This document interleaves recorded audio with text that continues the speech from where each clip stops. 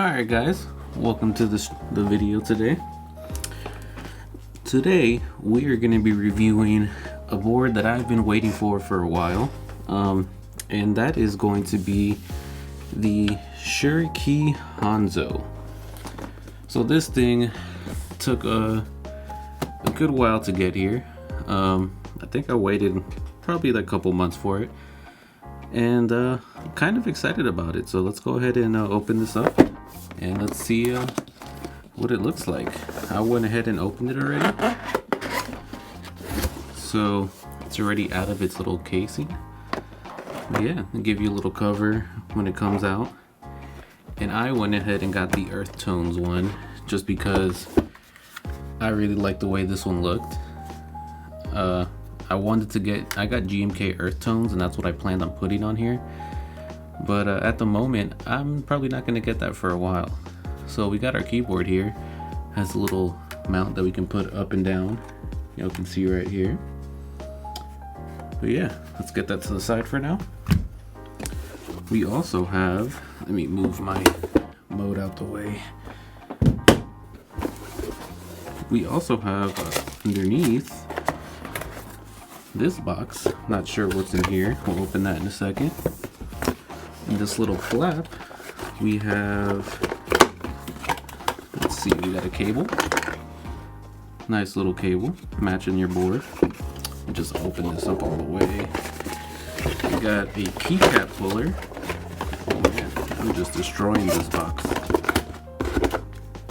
Get out of here, box. Got a little keycap puller. And it came with extra keys for the space bar. And it looks like we got arrow keys, and escape, and enter key. So yeah, we'll take a look at those in a second. So in here, let's see what this is. Oh, I forgot it comes with this. So this is an extra top plate. So every time you get this keyboard, it always has an extra top plate, so you can change it out. But yeah, now that we got that out the way, let's go ahead and look at the actual keyboard. I have the Varmilo ECV2 rose switches, and they are 55 gram actuation. So some of the features of this board is it comes with the switchable top plate, so you can change it between this one or this one. Each one comes with two. On top of that, they have two knobs right here. So this knob is for the LED control. So if you can turn your LEDs down, or you can max them out, and if you click it, turn them on and off. So just one cool feature. They are only white LEDs on this one, so if you were looking for RGB and customizable colors, it's not really for you. It's just white. And then if you hold down your function key and then up or down, that is what's going to change what lighting effects you have on there. So right now, this one I believe is like the wave. So let me max out. And then if you go left or right, that'll change the speed. So right's faster, left is slower. I have it pretty bright in here, so you can't really see the LEDs, but they are pretty bright. Oh, they have like a little V going up and down. And I believe this one is breathing. This one I believe is, oh, there you go, a wave every time you press a key. This one is only the key you press gets lit up. And then we have always on. So yeah, now to the second knob. This knob right here is for volume control. So up and down will turn your volume up and down. And then if you click it, that'll actually mute. Then you click again to unmute. The only thing I will say about this thing that I was not looking forward to is that it's not hot swappable. So if you do want to change out your switches on this thing, I mean, good luck. They're the Varmilo EC switches. So I don't even know if they are, they fit normal switch 5-pin or 3-pin configurations. But you know what, maybe one day I'll make a video where I take this thing apart and actually desolder them and put some new switches in here. But yeah, also another feature, it has its Bluetooth, so you can Bluetooth it to 3 devices. And then the way you would do that, you hold FN and then Q, W, or E. So of course that's Bluetooth 1, 2, and 3. And then also, depending on which setting you're on, is what the Bluetooth is going to register is at. So when you look up on your Bluetooth, it'll be named WKVD01 for this one, VD02 for W, and then 03 for E. Other than that, let's see, what other features do we have on here? So of course, as you can see, there's no F-row. So if you do want to use your F-row, you of course just function, and then you can hit any one of these. Or if you want to F-row lock, if you hit FN enter, that means that'll lock all of these into being function keys instead of your numbers. Oh, yeah, and before I forget, if you want to turn Bluetooth on and off, function and delete will turn your Bluetooth mode on and off, so you can go on between there. And then your wire will go right here. One cool thing too is that this is actually a stand for your height adjustment. So if you have it up, it'll lay flat, and then if you put it down, it'll raise your keyboard. Excuse me. But yeah, I will say though, this is actually, oh, I guess I just didn't have it tight enough on the little screws on the side. But mine actually falls down when I lay it down. I wish it would just stay straight up because it actually looks pretty cool when it's straight up. But mine just tends to slouch. I don't know if that's because of how tight I have the screws on the side. But yeah, real quick, let's go ahead and pop these side screws off and we'll change the top plate, see what it looks like.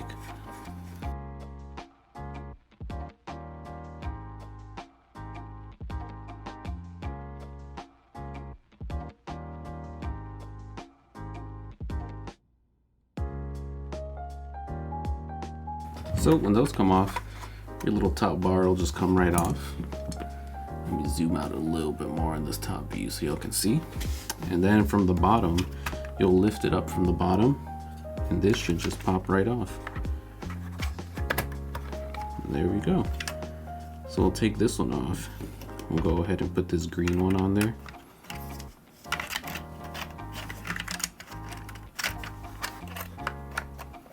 And then the reason it says to put the top on first, let me show y'all real quick. Right here, these are little hooks. So the bottom doesn't have the hook, it's just flat, but this top area does have a hook. So that's why just make sure you're always gonna put that top side on there first.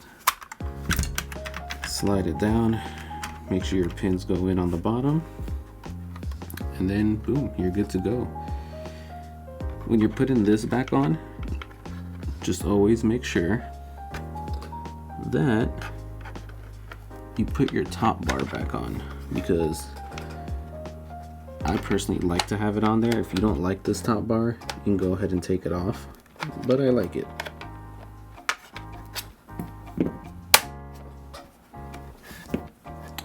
And then make sure when you're putting it back on that you line up this correctly. Make sure it's on the right way. I must say though, it is pretty damn annoying to try to keep this thing on there. I'm having quite a bit of trouble.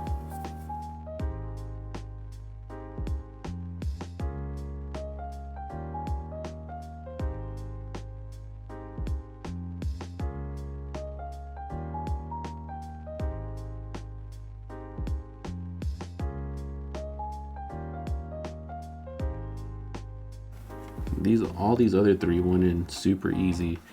It's just this one up here did not go in easy, so obviously manufacturing flaw. And actually with this case, that top bar isn't actually going down anymore. It's actually staying up. But yeah, I actually like the way it looks with this top case better, just personally, versus this brown. But yeah, when it comes to this cable, I'm not super impressed. It's not like the most high quality cable, but it matches your keyboard really well. And at least this big old chunky piece is going to be hidden, so you won't have to look at it. But yeah, this cable's actually pretty badass. I might actually keep this at my office to use for random everyday stuff, since I'll be moving it around a lot when I'm at work. And it's not my nicest keyboard, so I'm not really too worried about it if I end up messing this thing up.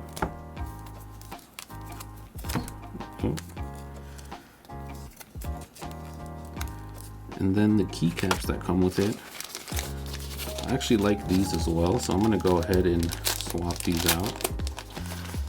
Do not like this branded spacebar. I think it's kind of ugly. The stabs on this actually are also all lubed and well, they said they're lubed. I don't think they're actually fully modded, they're just lubed. But the stabs don't sound horrible. There's a little bit of rattle, and you can see the space bar is kind of wobbly. So there is rattle on there. A little bit of rattle on backspace. So all the keys have some rattle, so not the best stabs. So if I end up modding this, I'll definitely mod those stabs. I don't know why they give you this enter, because as far as I can tell when I was reading through the manual, there is no way to pre-program these keys. It is not QMK or VIA compatible, so you're stuck with whatever key bindings this has. And I'm looking through the manual right now, and yeah, there's no way of reprogramming them. But yeah, if you can look, if you see over here on the sides of the keys, it actually has a printout of all the extra functions you can have on them. So if you're gonna end up switching these keycaps, I guess either memorize these functions or you can just forget about them. In all honesty, the only functions I would probably ever use on here are the F rows, and those are all pretty easy to memorize. Obviously F1, F2, F3, and then your last three will be 10, 11, 12. But yeah, the keyboard doesn't sound the best, if I'm being 100% honest. I'm gonna turn off Bluetooth mode for a second, see if it's still connected, and it is. But let me open up a notepad. It doesn't sound the greatest either. I feel like you could do a lot of modding on these, but since you can't change anything, it kind of sucks.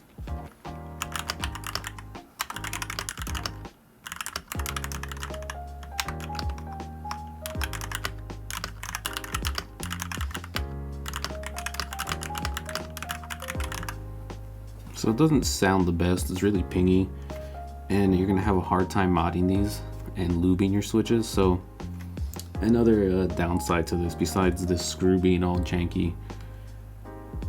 But yeah, that is the Shurikey Hanzo. It's a very simple board, it's cheap. I believe I paid $140 for this thing, so for $140, I'm honestly a little bit disappointed. For that money, I mean, you can go to KBD Fans and pick up a 67 Lite, and this thing I believe was like $110. So bang for your buck. I would say pick up one of these, because fully hot swappable, it sounds better. You can, I mean, you're gonna have to build it, but night and day.